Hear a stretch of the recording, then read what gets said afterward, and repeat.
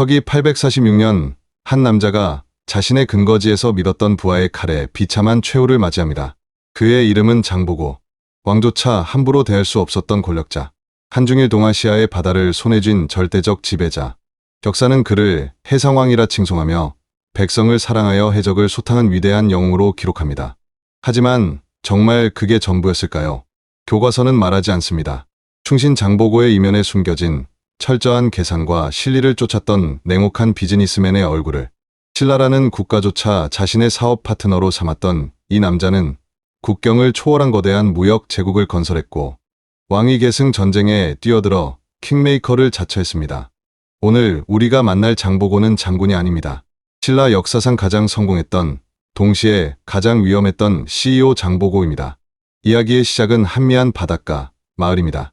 장보고, 본명은 궁복 혹은 궁파라 불렸습니다. 우리말로 풀면 활보 혹은 활복, 그저를 잘 쏘는 아이 정도의 뜻을 가진 성조차 없었던 평범한 이름이었습니다. 출신조차 명확하지 않아 오두품이야 혹은 골품제 바깥에 있었을 것으로 추정되는 흑수저 중의 흑수저. 하지만 이 소년에게는 당시 신라라는 좁은 우물 안에서는 담을 수 없는 야망이 있었습니다. 골품제라는 견고한 유리천장에 갇혀 사느니 차라리 넓은 세상으로 나아가 실력으로 증명하겠다는 결심. 그는 친구 정연과 함께 당나라로 건너갑니다. 당시 당나라는 능력만 있다면 이민족에게도 기회를 주는 일종의 기회의 땅이었습니다. 장보고는 그곳에서 물 만난 고기처럼 자신의 재능을 폭발시킵니다. 말을 타고 창을 휘두르는 무력은 당나라 서주 전체에서도 대적할 자가 없었다고 전해집니다. 그는 곧 서주 무령군의 소장이라는 직책에 오릅니다. 약 1,000명에서 5,000명의 군사를 지휘하는, 오늘날로 치면 연대장이나 여단장에 해당하는 고위직이었습니다. 밑바닥 인생에서 당나라 정규군의 고위 장교까지. 이것은 그가 가진 무력뿐만 아니라 조직을 장악하고 운영하는 탁월한 리더십이 있었음을 증명합니다. 하지만 전장을 누비던 장보고의 눈에 들어온 것은 적군의 목만이 아니었습니다. 그는 보았습니다. 전쟁과 혼란의 틈바구니에서 신라인들이 해적에게 납치되어 노예로 팔려가는 참혹한 현실을. 역사는 이를 두고 장보고의 애민 정신이 발동했다고 기록합니다. 물론 동포가 팔려가는 모습에 분노했을 것입니다. 하지만 우리는 여기서 한 걸음 더 들어가 봐야 합니다. 장보고는 당시 산동반도의 신라방을 중심으로 국제 무역에 눈을 뜨고 있었습니다. 해적의 창궐은 단순히 인권 유린의 문제가 아니라 바다를 통한 물류와 교역 시스템 전체를 마비시키는 치명적인 사업 리스크였습니다. 안전한 항로가 보장되지 않으면 어떤 비즈니스도 불가능하다는 것을 그는 본능적으로 깨달았던 겁니다. 그에게 해적 소탕은 정의 구현인 동시에 거대한 해상무역제국을 건설하기 위한 필수적인 인프라 투자였습니다. 그렇게 828년 장보고는 보장된 당나라의 출세 가도를 버리고 20여 년 만에 고국 신라로 돌아오는 결단을 내립니다. 신라로 돌아온 장보고는 흥덕왕을 아련합니다. 그리고 대담한 제안을 던집니다. 군사 1만을 주신다면 제가 바다의 해적들을 모조리 쓸어버리겠습니다. 표면적으로는 충성심에 불타는 장군의 호소였습니다. 하지만 실질적으로는 신라 조정과 맺은 거대한 비즈니스 계약이었습니다. 당시 신라는 왕위 다툼으로 지방 통제력을 상실해가고 있었습니다. 국가가 해결하지 못하는 치안 부재라는 난제를 장보고라는 민간 사업가가 아웃소싱 받아 해결하겠다고 나선 셈입니다. 왕은 이를 허락했고 장보고는 청해진 대사라는 직함을 얻습니다. 여기서 흥미로운 점은 그 1만 군사의 정체입니다. 당시 신라 조정의 형편상 정규군 1만을 선뜻 내주기는 어려웠을 것이라는 게 학계의 견해입니다. 그렇다면 이 군대는 무엇일까요? 바로 장보고가 자체적으로 모집하고 운영한 사실상의 사병 집단이었을 가능성이 매우 높습니다. 국가로부터 청해진이라는 경제특구의 운영권과 군사 지휘권을 합법적으로 승인받은 뒤 자신의 자본력과 조직력으로 무장 집단을 구축한 것입니다. 그는 정부의 깃발을 빌려 정당성을 확보하고 그 힘으로 바다를 장악했습니다. 청해진 설치 이후 장보고의 행보는 놀라움 그 자체였습니다. 그는 해적을 소탕하여 바닷길을 안전하게 만들었습니다. 그리고 그 안전해진 바닷길은 고스란히 장보고의 독점적인 무역로가 되었습니다.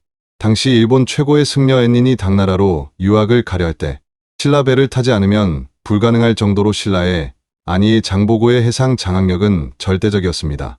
엔닌조차 장보고에게 편지를 보내 보호를 요청할 정도였죠. 장보고는 단순한 운송업자가 아니었습니다. 그는 당나라 산동반도에 적산 법화원이라는 절을 세웁니다. 이곳은 단순한 종교 시설이 아니었습니다. 신라, 일본, 당나라의 승려와 상인들이 모여 정보를 교환하고 숙박을 해결하는 오늘날의 비즈니스 호텔이자 무역 박람회장이었습니다. 또한 교관성과 회역사라는 이름의 무역 선단을 직접 운영하며 막대한 부를 축적했습니다. 일본 다자이후에서 장보고의 무역 선단이 너무 거대해서 감당이 안 된다며 입항 거부 논의가 나올 정도였으니 그 규모를 짐작할 수 있습니다. 그는 당나라에서 들여온 도자기 기술을 국내에 도입해 강진과 해남에서 직접 생산하고 이를 다시 수출하는 고부가 가치 산업 시스템까지 구축했습니다. 생산, 물류, 유통, 그리고 판매망까지. 장보고는 완벽한 수직 계열화를 이룬 동아시아 최초의 글로벌 기업 CEO였습니다. 하지만 거대한 부와 무력은 필연적으로 권력을 향하게 되어 있습니다. 신라중앙 정계에서 패배하고 쫓겨온 김우징이 청해진을 찾아왔을 때 장보고는 인생을 건 투자를 결심합니다. 김우징을 왕으로 만들겠다는 것. 이것은 반란이었습니다. 실패하면 역적, 성공하면 킹메이커가 되는 위험한 도박. 장보고는 친구 정연에게 군사 5천을 주어 서라벌로 진격시킵니다. 청해진의 정예군은 강력했습니다. 신라 정규군 10만을 격파하고 민해왕을 시해한 뒤 김우징을 신무왕으로 옹립합니다. 한낱 섬사람이라 무시당하던 장보고가 신라의 국왕을 갈아치운 것입니다. 이때 장보고가 원한 대가는 무엇이었을까요? 신무왕은 약속했습니다. 내가 왕이 되면 그대의 딸을 왕비로 맡겠다. 이것은 단순한 혼인이 아니었습니다. 천 신분이라는 꼬리표를 떼고 진골 귀족 사회의 일원, 즉 왕실의 외척이 되어 자신의 사업과 권력을 영구적으로 보장받으려는 완벽한 신분 세탁이자 M&A 전략이었습니다.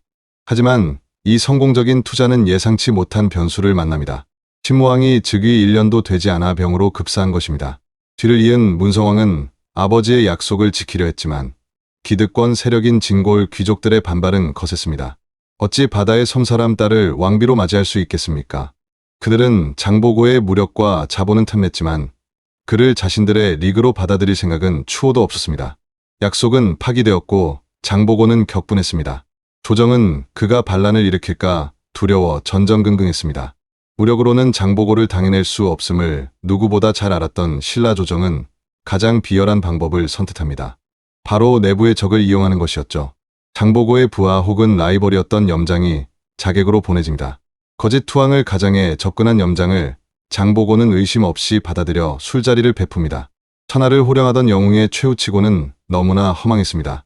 술에 취해 방심한 순간 염장의 칼이 장보고의 목을 베었습니다. 동아시아의 바다를 지배했던 거상은 그렇게 자신이 키운 제국에서 자신이 믿었던 사람의 배신으로 가장 비즈니스적인 방식인 제거를 당하고 맙니다. 그의 나이 불과 50대 전후 한창 세상을 경영할 나이였습니다. 장보고가 죽고 난 뒤 신라 조정은 851년 청해진을 완전히 없애버리고 주인들을 벽골군으로 강제 이주시킵니다. 그가 평생을 바쳐 일군의 상 제국은 하루아침에 공중분해되었습니다. 그리고 신라의 바다는 다시 해적들의 소굴이 되었고 국가의 통제력은 급속도로 무너져 내렸습니다. 어쩌면 신라의 멸망은 장보고를 죽인 그 순간부터 예견된 것이었는지도 모릅니다. 그들은 자신들을 지켜주던 가장 강력한 방패이자 가장 유능한 파트너를 스스로 제거했기 때문입니다. 미국의 석학 에드윈 라이샤워 교수는 그를 해양상업 제국의 무역 군주라 칭송했습니다. 오늘날 우리가 장보고를 다시 주목하는 이유는 그가 단순히 싸움을 잘했던 장군이었기 때문이 아닙니다. 신분제의 굴레를 벗어던지고 세계로 나아가 바다를 길로 인식하고 그 위에서 막대한 부와 가치를 창출했던 그의 혁신적인 마인드 때문입니다. 그는 국경을 넘나들며 생산과 유통을 통합했고 정보를 선점했으며 사람을 모으는 플랫폼을 만들 줄 알았던 진정한 의미의 글로벌 CEO였습니다. 백성을 구하려던 영웅 혹은 야망에 불타던 반역자.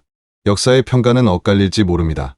하지만 분명한 것은 1200년 전 이 땅에 전 세계를 무대로 꿈을 펼쳤던 위대한 도전가가 있었다는 사실입니다. 자신의 실리를 추구하면서도 결과적으로 나라와 백성에게 이익을 가져다 주었던 위인 전략가. 지금 우리가 살고 있는 이 치열한 비즈니스의 세계에서 장보고의 삶은 우리에게 묻고 있습니다. 당신의 바다는 어디며 당신은 그 바다를 향해 나아갈 용기가 있는가? 오늘 영상이 유익하셨다면 구독과 좋아요 부탁드립니다. 역사 속에 숨겨진 또 다른 통찰을 가지고 다음 시간에 찾아뵙겠습니다. 감사합니다. 역사 통찰이었습니다.